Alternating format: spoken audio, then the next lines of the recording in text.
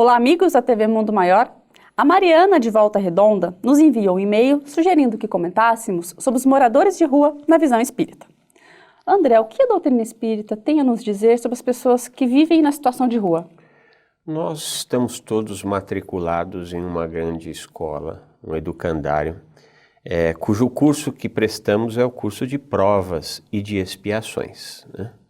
Todos nós temos uma bagagem anterior a esta existência, a bagagem desta existência, e muitas vezes os efeitos que nos visitam têm uma relação direta não com vidas passadas, mas com a vida presente mesmo, né? Embora quase sempre há em curso aprendizado, e o aprendizado se dá desde o instante que nos tornamos hominídeos pela primeira vez, né? Alguns vêm com problemas de saúde, outros com problemas em lidar com as finanças, né? Outros com dificuldades em lidar com a abundância, né? E há até quem vá morar na rua em busca de uma liberdade que não pode ser alcançada. Mas para alguns desses pode ser uma opção. Eu já vi trabalhos psicológicos onde uma parte dos entrevistados moradores de rua diziam que aquilo era uma opção. Não tinham que se preocupar em pagar aluguel, pagar as contas e conseguiam viver muito bem, levando sempre em consideração que esse muito bem é muito subjetivo, né? Os casos, nós entendemos que a maior parte deles está relacionado com problemas familiares de grande gravidade e que, na maioria das vezes, acaba os impulsionando ao uso de álcool e drogas, né?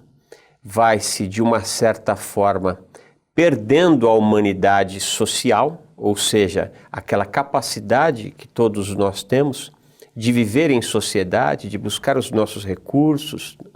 E uma vez que há esta cisão, eles acabam tendo como única opção morar nas ruas, especialmente nos grandes centros.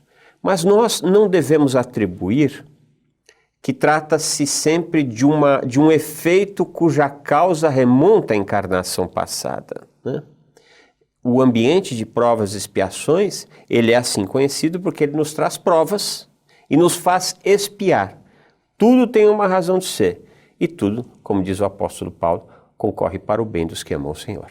Como você comentou, André, no caso das pessoas que acabam indo morar nas ruas por causa de vícios, pode ter algum processo obsessivo?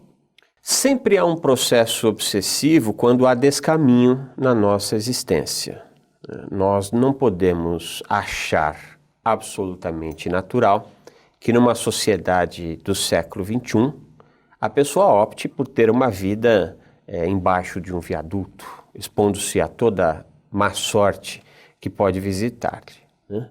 Agora, entretanto, nós precisamos ter um pouco de cautela em atribuir a outrem, né, a responsabilidade que só cabe a nós.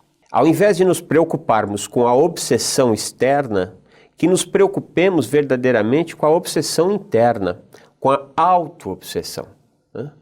Muitos de nós acabam não conseguindo superar traumas, medos, fobias que se deram nessa existência ou em existências pretéritas. Há um grande clamor que vem do inconsciente, nos alertando de algo que falta, né, desta completude que todos nós buscamos, algo que é natural na nossa existência. Sempre nós desejaremos auferir uma condição psicológica, cultural, educacional, social, financeira, melhor do que aquela que nós nos encontremos.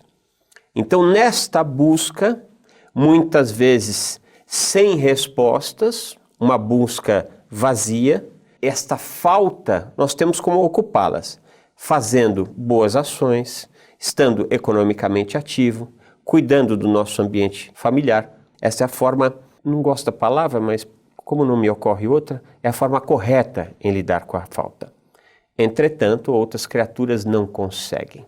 E este clamor, esse grito que vem do inconsciente, acaba achando um caminho de perdição, como está no Evangelho, é larga a porta da perdição e estreita da salvação.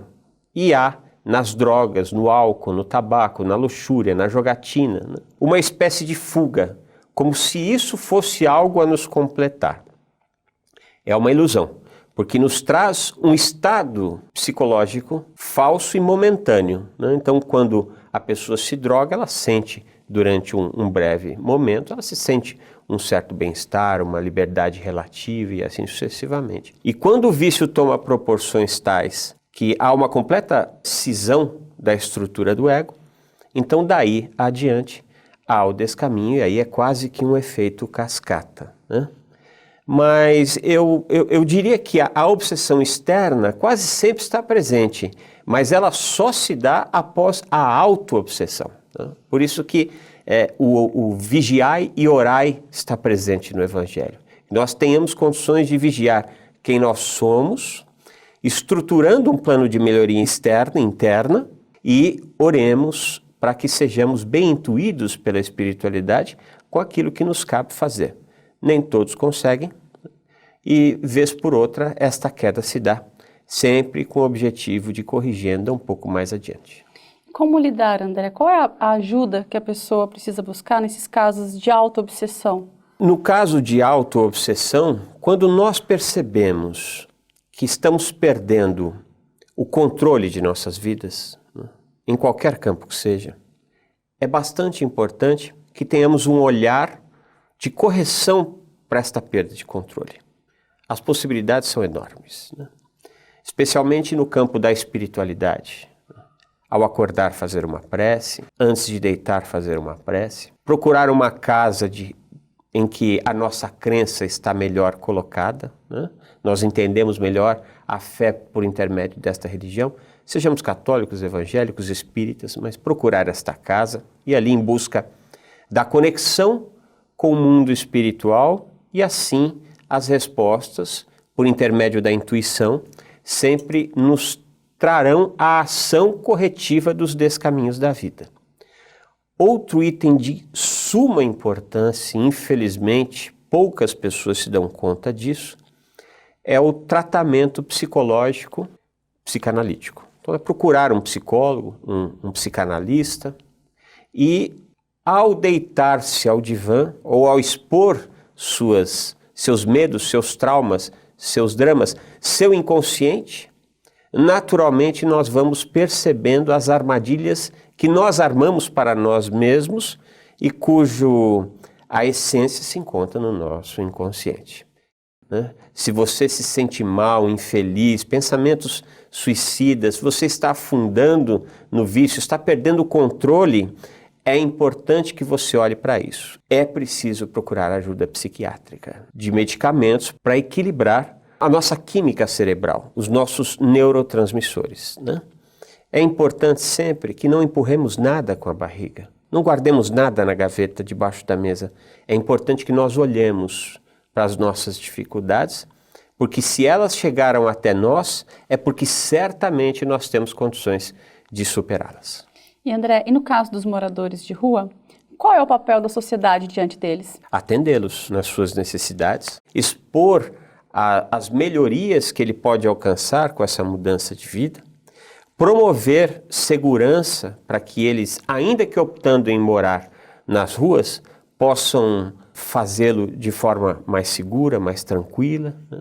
Para os casos em que o álcool ou a drogadição já está presente nesses irmãos, expor-lhes um tratamento para que vejam a situação em que se encontram e possam perceber as portas que se abrem, né?